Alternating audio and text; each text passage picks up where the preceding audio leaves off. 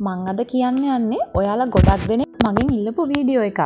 ඒත් මේක මට කරන්න ටිකක් පරක් වුණා. මගේ ඔන්ලයින් ක්ලාසස් වලට සහභාගී වෙන හැම වසරකම හැම ළමයෙක්ම මේ ගැන දන්නවා. මොකද මං ක්ලාසස් වල මේ ගැන නිතරම කියන හින්දා.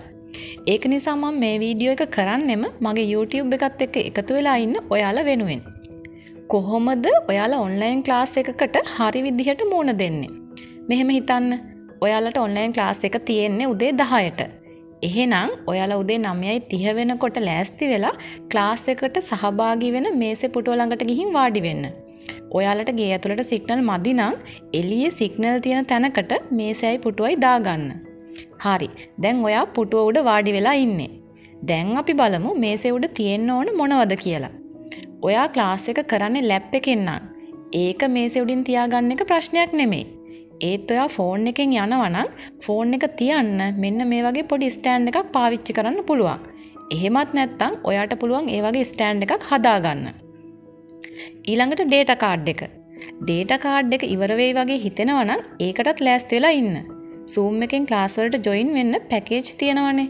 ඒ පැකේජ් එකක් ඇක්ටිව් කරගන්නවා නම් ඒකේ පොඩි වාසියක් තියෙනවා.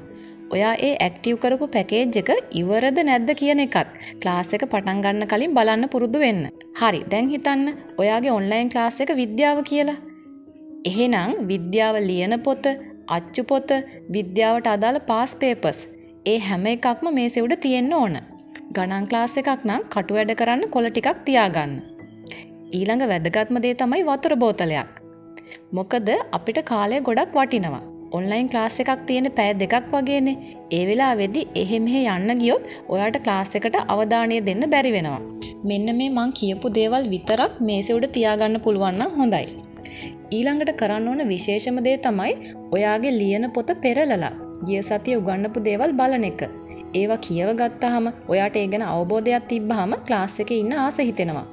ටීචර් කලින් දවසේ ගෙදර වැඩ දුන්නා නම් ඒ කියන්නේ අභ්‍යාස හරි විභාග ප්‍රශ්න හරි කරන්න දීලා තියෙනවා නම් ඒ ටික කරන්න. දැන් ඔයා 10 ක්ලාස් එකට ලෑස්ති. ටීචර් ලින්ක් එක එවපු ගමන් ඔයාට තියෙන ජොයින් වෙන්න. හැම දෙම ආසාවෙන් කරන්න. එතකොට ඔයා ඉගෙන ගන්න එක නවත්තන්න ඔයාටවත් බෑ.